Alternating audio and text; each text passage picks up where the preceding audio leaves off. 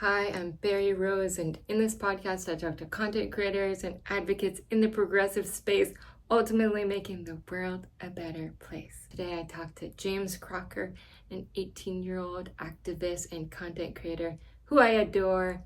Enjoy. Hi, James. Hi, Barry. I've been a fan of yours.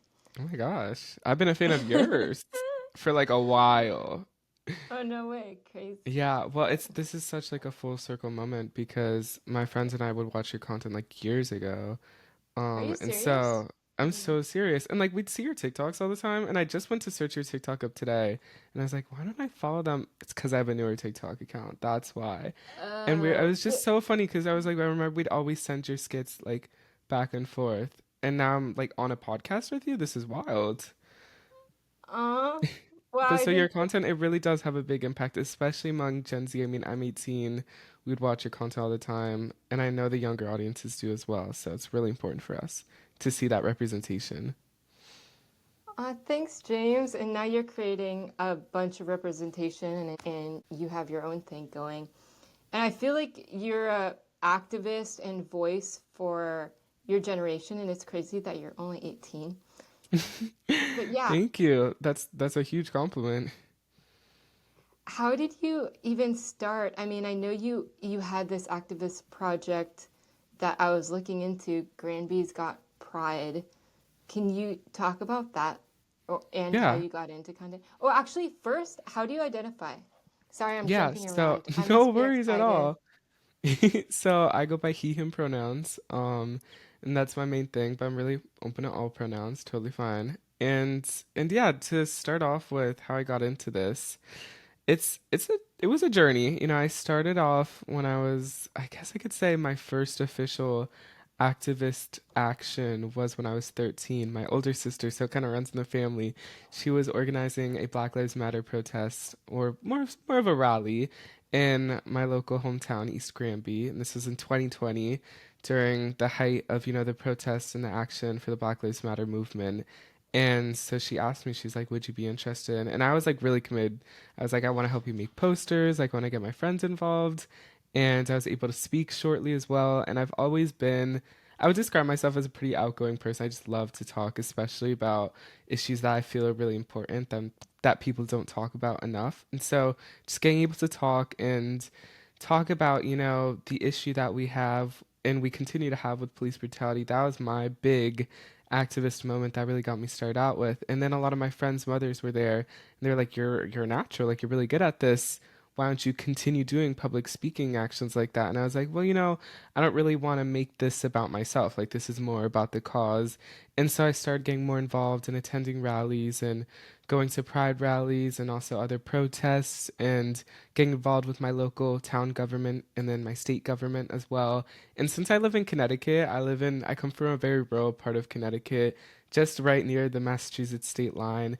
Connecticut's so tiny, it's very easy to get involved with the state government. And so it's very easy for me to get in touch with my state legislators and figure out what bills are being passed and, what's being heard and all that. And so that's pretty much how I started getting involved. And honestly, I just started showing up to events. Like, I started showing up to my local DTC meeting, and at first they're like, what are you doing here? You're like, you can't even vote. But I just want to get involved. And that's the biggest thing and the biggest piece of advice that I have for other young people, especially if you're under 18, just start showing up to events. And it's tough, especially if you can't drive. I'd be begging my parents and my sister to drive me to these events, but it's so worth it because I have all these connections now. And I mean, like, I'm just starting college. So it works out, but you just got to put yourself out there. And so, real quick, I'm just gonna take a pause. I'm gonna let my dog into my room because he is scratching at the door. Okay. But if you want, he can make an appearance. Yeah, that's great. I love to meet a Hold dog. on, let me grab him. This is Teddy. Hi, say Hi, hi, Teddy. Teddy. He's like, He's like, take me off this. He's not loving this. Hi, Teddy. Nice to meet you. Hi, say hi. Mm. Yeah, Okay, what kind of dog Teddy. is kind of He looks like is a a beagle? beagle. He's a beagle. Oh, Yeah, 100% nice. beagle. I Oh. think he's just gonna be in the background for this. But He but looks yeah, thoughtful. he's a lot. I got him. He just turned 5 last week actually. He's a pandemic Happy baby, birthday. so he says thank you. He's just so So curious. he He's a lot. must be a I love him. He must be a Virgo. Oh yeah. Oh yeah. And Last week. he is very much his attachment issues, unfortunately. He loves to be with me at all moments. And I think that stems from him being a pandemic baby, and I got him like height of the pandemic 2020, 2021. And he hasn't left our side yet, so it's always tough whenever I go on vacations and stuff. But he's great. Oh, And he's just lounging right now, just here to listen in. But yeah, so yeah, he's special.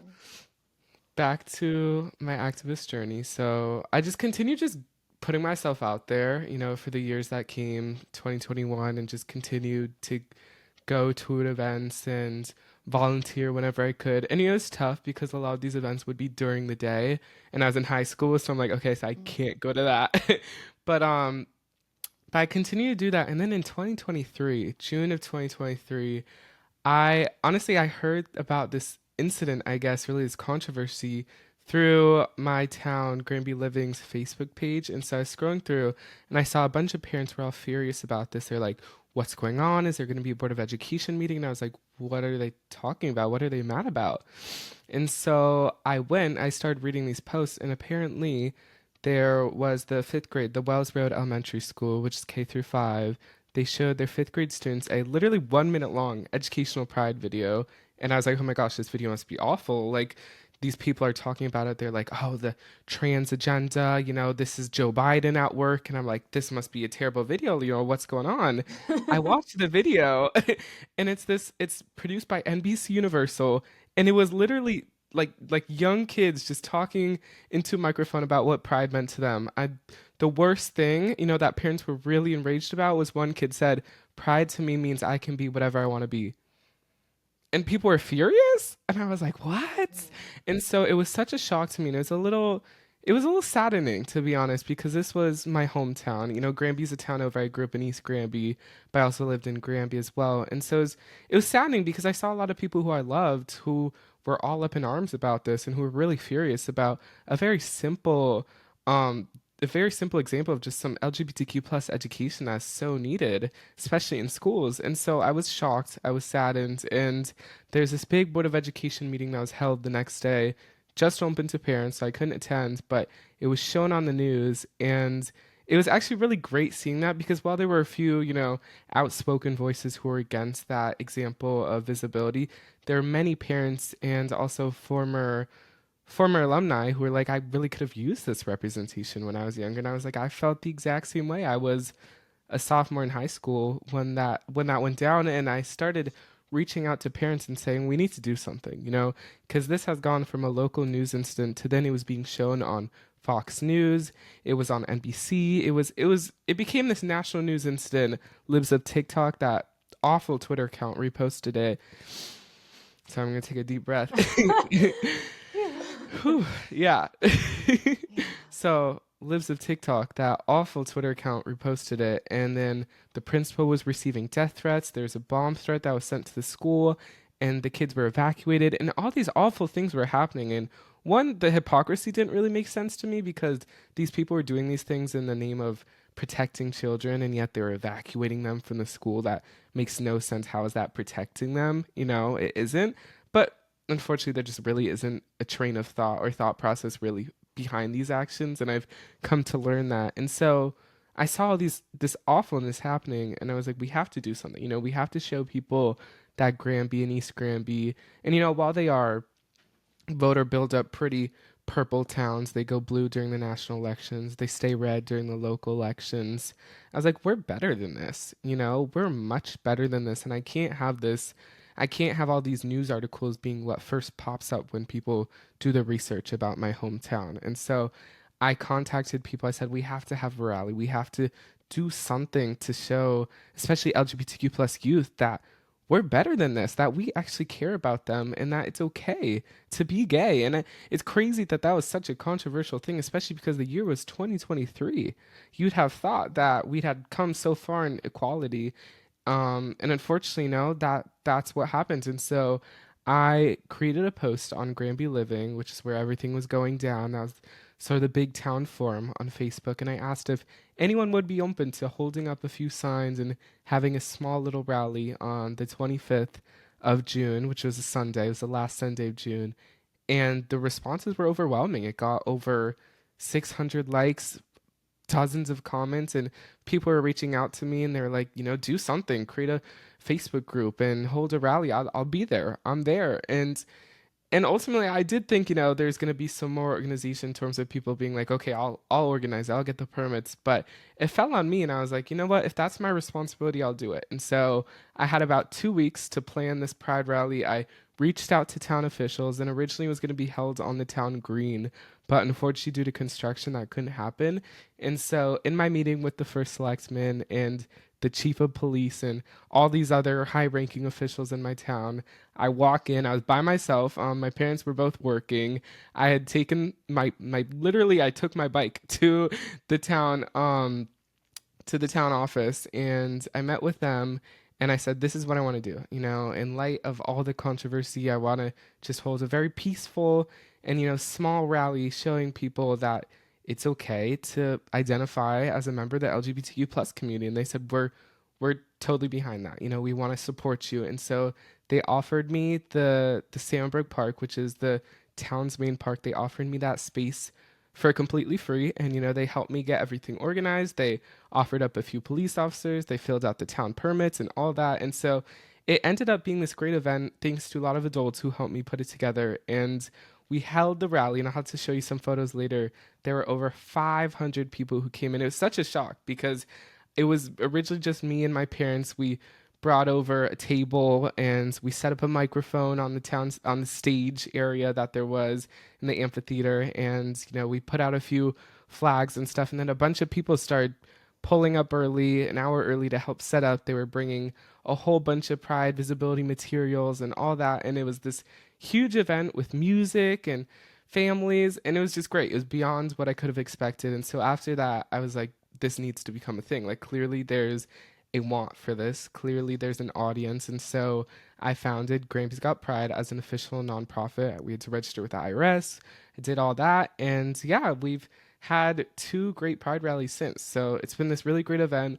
Not sure, how long I'll be able to work on it myself, just because I'm going into college. But it was this great event, and it was so needed in that moment. And so grateful for that.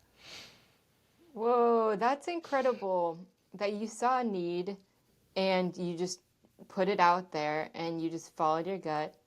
You created something where there wasn't anything and then got so much support.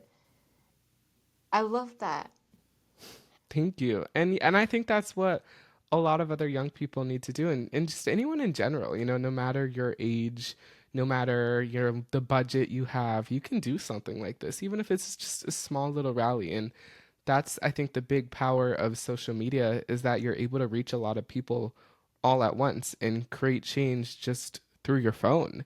And that's what I learned. And that's after that kind of got me into doing content creation and all that work public facing, because I realized that there's, a lot of ways to have an impact just through simply creating videos. And I was always creating as a younger child. I was always making homemade videos on iMovie and doing all that stuff. And so I'd always loved creation, and I loved activism and working to create a change. And I realized that you could combine all that.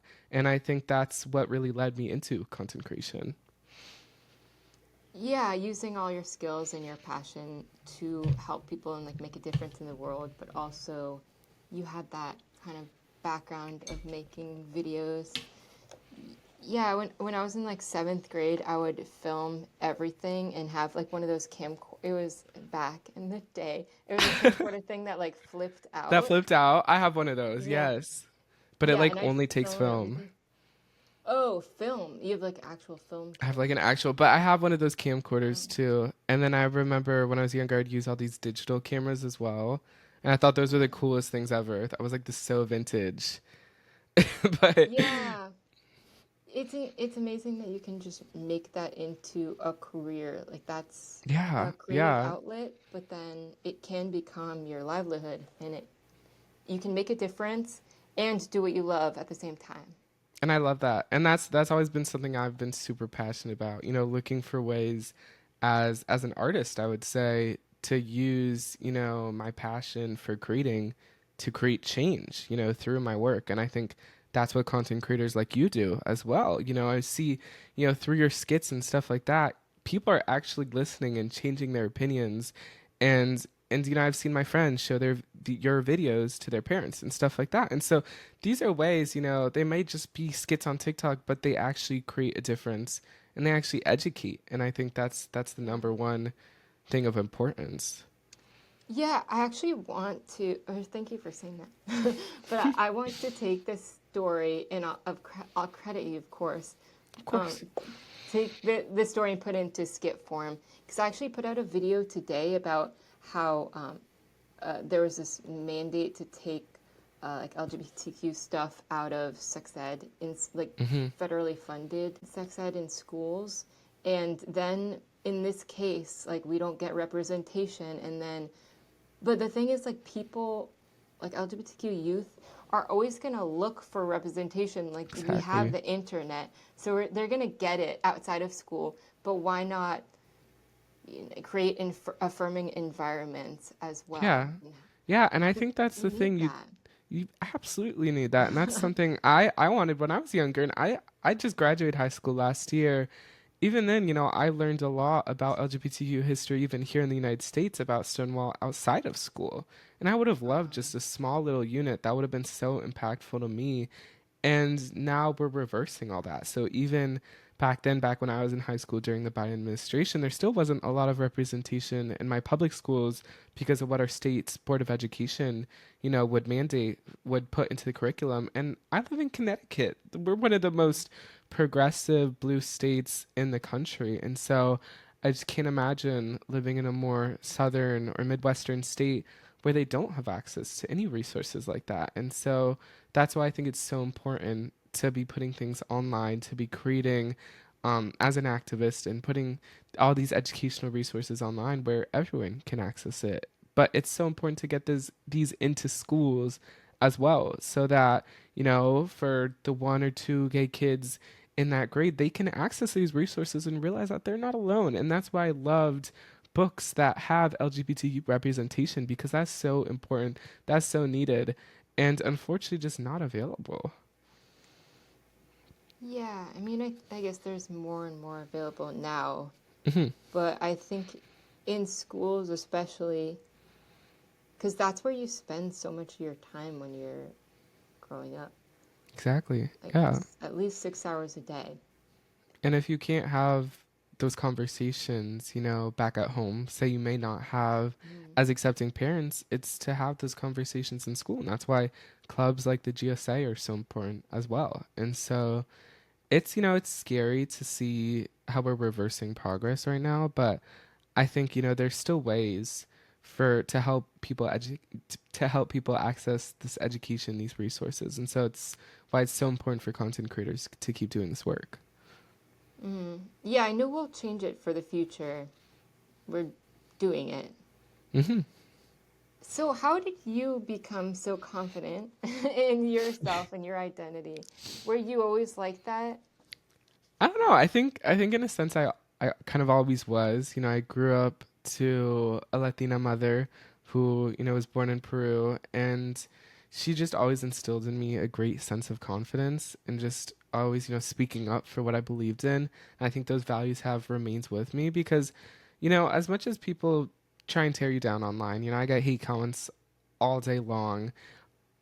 Ultimately, like, you have to keep doing the work that you're doing if you know it's making a difference, even if it's just one person who it's reaching and who it's helping and supporting. You have to keep doing it. You have to keep, putting your time into it because it does make a difference, it does make an impact. And so yeah, I think it's just always been something that I've had, but it's something that I try to teach to others, especially young people who are trying to get involved in campaigns, who are trying to volunteer locally and maybe more shy. It's okay to be scared to do these things, to, volunteer for an activist action, to sign up to help with something, to start creating videos online. It's okay to be scared, but sometimes you just have to do and, start with that action and try and see how it works out. Yeah, definitely. And fear is kind of similar to excitement, like that jittery sort of feeling. So you could just reframe it as like, I'm excited to do this, Right. but also feel the fear and do it anyway. Like if you know the action is more important than whatever hesitation you have, you'll do it. And then just keep doing it, because I feel like the more you keep doing it, the less scary it becomes. Even like Absolutely. putting Yeah. yourself out there in videos, like I feel like I'm like embarrassing myself all the time. I'm like cringy. Oh yeah. But at the same time, like maybe it helps people, and you can't be like 100% proud of every single, like if you're creating, you're not going to like love everything you ever put out, but it accumulates and you kind of build something Yeah, big. absolutely. And that's why I think it's so important to also, be in contact with artists, who've been doing this work for a while, whether they're filmmakers or they're painters or they're, singers. They are, they reflect that work in the sense that, maybe they're not proud of every single thing that they put out there, but as creators, you end up with this general body of work that you're incredibly proud of and that a lot of people consume and love and enjoy and support you for. And so ultimately that's it. And I think that's what also keeps me going a lot is my audience, because there will be many days where I don't know if it's sort of like a writer's block or, I don't want to create that day. And I'll see my audience. I'll be scrolling through their support, through comments that they left in support of one of my recent videos or anything like that. And that really empowers me to keep going because I realize that there is a need for that content. Yeah. Yeah, the audience. I mean, if you actually realize that these are real humans, it makes a big difference, because you can see all these kind of like avatars or like faceless Right. comments, and it like you can kind of create this disconnect that these are real humans that are supporting you. And if you think about it, that is amazing. Ah. It's true though, absolutely. And it's also sometimes shocking too. It's like, wow, that many people actually follow me. And I would consider myself, a smaller creator. I'm always still astonished by, my following and all that. Cause I'm like, think about that many people in like a room or like filling up an Mhm. actual stadium. And so, and at the end of the day, it really isn't just about numbers. It's about these people, who are behind those accounts, who support and consume that content and, who it helps. And so that's the big thing. Yeah, definitely. So I know you're in college. What are you studying? Yeah, so I just started school 2 weeks ago. Congratulations. Thank you. It's been pretty big. I'm just commuting right now to save money and the commute's been rough to be honest. I only live about like 40 minutes away from my school, but I think it's the morning commute that really gets me. I don't know, everyone's like in a rush for their work and stuff and I was like, well, it was stressful, but it's been pretty fun at school and I'm a political science major, so I'm really excited for that. I don't know what I want to do after undergrad, but I definitely want to just continue my schooling. I've had such a great time these past 2 weeks. Like, I feel like I've learned so much and just being able to focus. I mean, my classes are primarily political science classes, and so I get to learn what I love. I love really anything politics related. And right now, just learning America's history and all, the things about international relations and all that. It's been great for me because it's always my favorite subject in class has always been social studies and civics. And so getting to focus primarily on that has just been so wonderful. And it's only been the first 2 weeks. I'm already loving it. So it's been really great. It's been really great. I love all my professors. I've made a lot of friends. And that's the thing. I love just talking to people in general. So sometimes I'll just stop someone in my class. I'll be like, hey, like I loved what you said in class. Like we should hang out sometime. And so I've been loving college so Oh, you far, said that to and someone? I said that to someone, and it's worked Oh, out. Like we've gotten lunch at at the dining hall at my school, so it works out. And sometimes you just gotta put yourself out there, to make friends. yes, making friends in real life. Just, yeah, going up to someone, and if they said something. I remember, yeah, I did that in high school. And I went to a new school in my junior year of high school, and I just went up to people and I said, like, "Hi, what's your name?" And it's tough. It's like scary at first, and not everyone's gonna react positively to it, but ultimately you'll make some really great friends from just putting yourself out there, Did you because know these might have been anyone? the same people. Yeah, so I it's my local state school, Central Connecticut State University. just like 10 minutes from where I went to high school actually. So like half of my graduating class is going there. So I know a lot of people, especially people who are rooming there as well, because it's a big commuter school. About like 75% of its students commute versus like 15 or maybe I'm getting the ratios wrong. I think like a quarter lives there and three quarters don't. But a few of my friends live there and I've seen their dorms. I've got to be honest, they're not the cutest. I mean, they decorate them really nice, but just the whole dorm living, I don't know if I could get behind that. I have to try to, but it's just like the communal bathrooms, all that. The dining halls are like and it's like I don't know if I could do that. I don't know about you. Did you go to university? Um, well, okay. I went to I went to an art school. Actually, I went to a couple of schools. First, I went to a school for singing. It was a Okay. a music school in Pasadena because I lived in California at the time. Like I'm from LA, but I live in Columbus, Ohio. So I went to and I lived in an apartment and it was walking distance. And then I went to an art school and I had a musical arts major because I was a musician, like singer-songwriter for many That's years. really cool. But I didn't graduate, which it's one of my kind of inner feelings is that I would like to go back to school at some point. But at this time in my life, I was in this band that was getting really popular, and I think it kind of went to my head at the time. And I was like, maybe I don't need to finish school right now. I'm just gonna ride the wave of my the music and Right, but no, playing but these shows and whatnot. that's so valid, especially when you're younger as well. Like I remember before I started applying to schools, I was like, what if I just like moved to DC or like New York City and just like kept creating and like figured it out there. But ultimately, it's like I think this is an experience that will be invaluable, for my future and Yeah. also just in terms of learning, because there's so much that I don't know already, about the government that I'd love to just learn more about. And so that's what I've been loving about school so far, just education in general. And I've always enjoyed school. I didn't love the way high school was just because of the hours. Like that was the thing that always got me. It's like, why are we here from 7 to 3 p.m. like every single day? Like this is too much. This is so early too. So I've been loving the way college has been built, especially for my classes. I only go on Tuesday and Thursday. Sometimes, I mean, it's only been the first 2 weeks, but I'll go, I went the last week, well, this week I went on Wednesday as well, just to go to the library and study and hang out with my friends. But it's been great, just the flexibility, especially in terms of my schedule through creating and traveling and stuff. I mean, last year there's some opportunities I missed out on, like trending up, and I was so sad about it because I literally had my AP Gov class exam. So I've been, loving the flexibility and just being able to do more with my time, and also, still learning at the same time. So I'd love to continue that, and I don't know where I'll be. I plan on transferring to a different school in a year or two.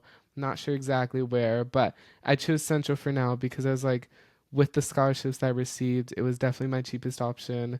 And that's the crazy thing. College is so incredibly expensive. I'm sure you know that. It's Yeah. so incredibly expensive right now. It's like actually jarring. I mean, like, so the other universities that, were giving me different financial aid packages here in Connecticut, they're like 40 to 50,000 a year.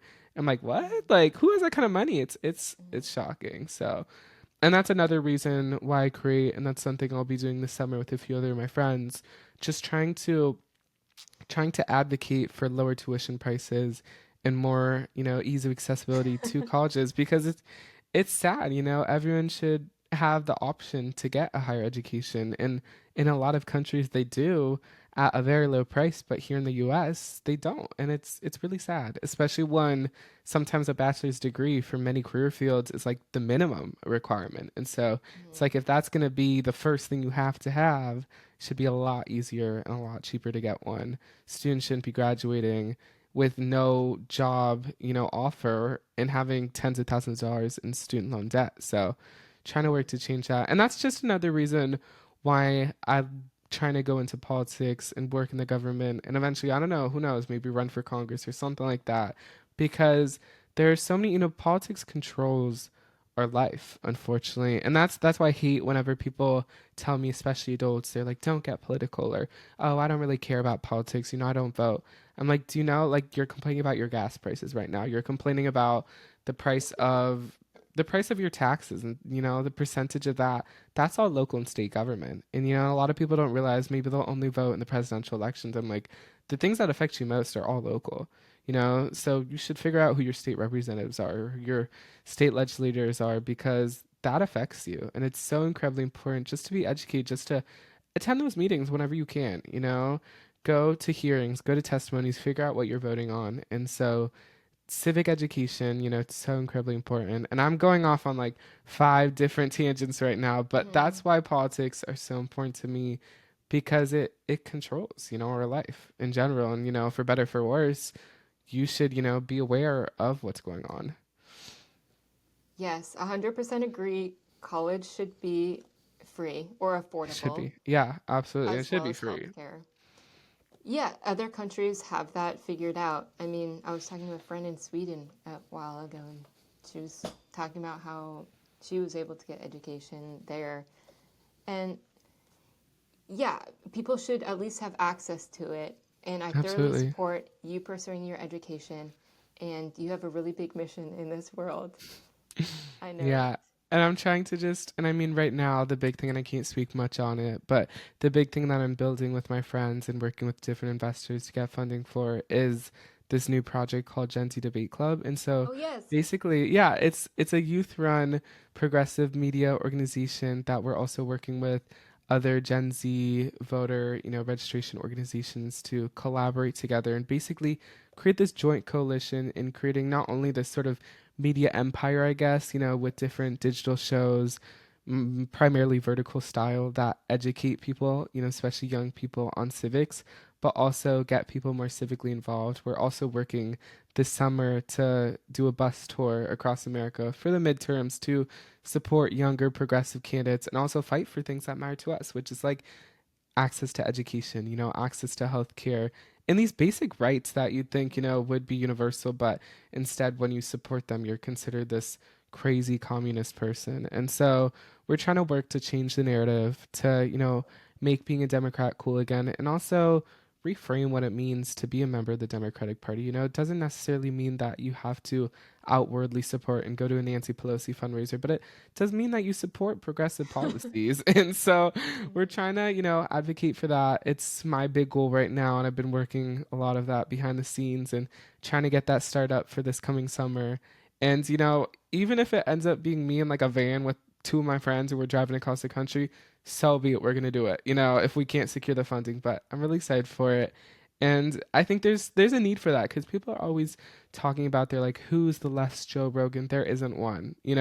There are there's a multitude of different left leaning creators who are already doing this work, like you and I. And unfortunately, there isn't a lot of younger representation, and so that's what we're trying to involve. We're trying to help young people get the resources to be a creator, to be an activist, to fund their activism, because there really isn't a lot of that. And that's what I discovered as an 18-year-old now.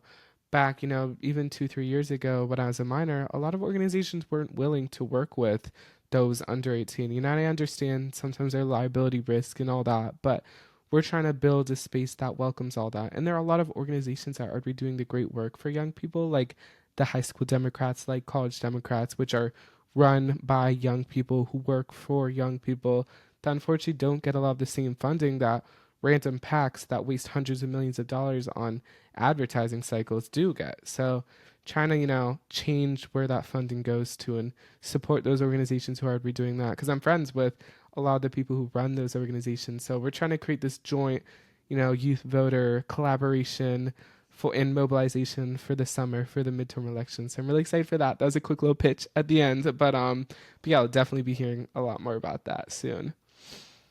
Great. Yeah, make a stop in Columbus, please. I will Absolutely. join you We're to so say there. hi. We're so there. And we're looking, to go all across the US, specifically swing district, swing districts. But yeah, I'm just really hyped for that. It's gonna be this big thing.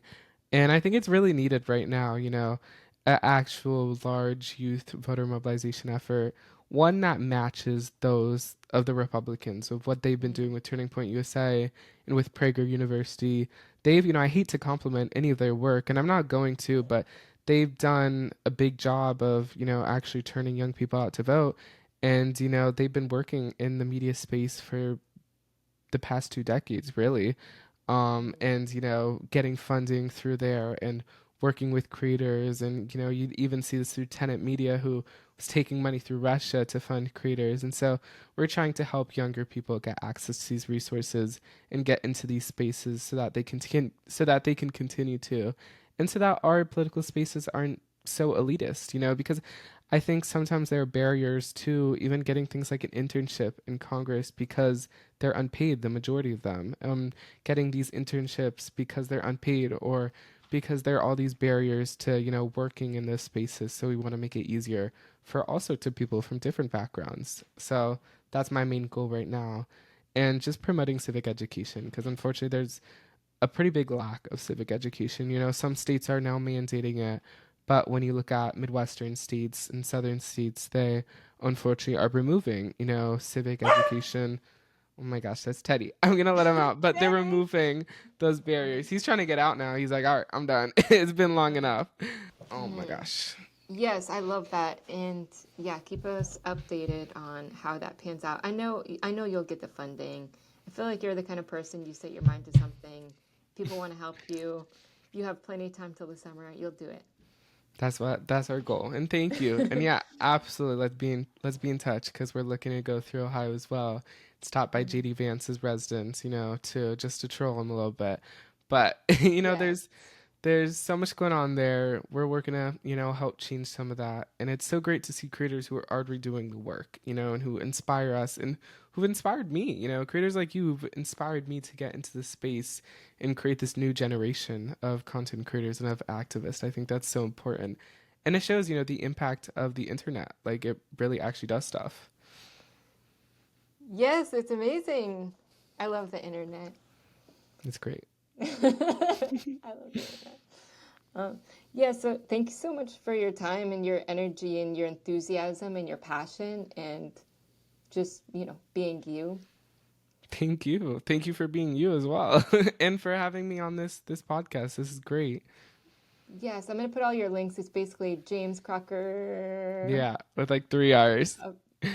Someone took my actual username like 15 years ago when Instagram was first found. I'm still mad about that. But it's okay. This is my brand now. Yes. It's turned into your brand. Arr. You can roll R's better than me, and I'm Latino. I should be able to. I still can't. You Every can't time I roll speak your Spanish, like I'm like, I know Spanish now, but I still can't roll my R's. Still Oh. can't. Arr. It's like I can't. I don't know. I every time I Oh. try, I can't do it. I can't do it. One day I'll learn. One day. It's something that's hard to describe how you do. It's like placing your tongue in a really specific Yeah, spot. I've heard like it's like the roof of your mouth. You like place your Yes. tongue and you gotta go. I don't Arr. know. Maybe it's a I special can do it. skill I have. I think so. I don't know. Do you have any like South American Um, heritage? I don't think so. I know I'm Irish, Scottish, French, Jewish. Just a lot of European. So I think that's it. Maybe. All right. Well, Thanks, James. Anything you want to end with? if you're a young person watching this or whatever age you are, keep doing what you're doing. Get more involved in politics if you can. And, start putting yourself out there if you haven't already. It's one thing and it's a great thing to be very vocal online, but start getting involved locally. Figure out who your state legislators are, figure out who your town reps are, and start going to meetings if you can, or start, doing more research about them, and even run for something if that's what you're interested in doing. Just try to make change locally, because everything starts local. So, get involved. That's my low pitch. All right. We will. We will. Thank you so much. Please like, comment, and share this with a friend. Love you dearly.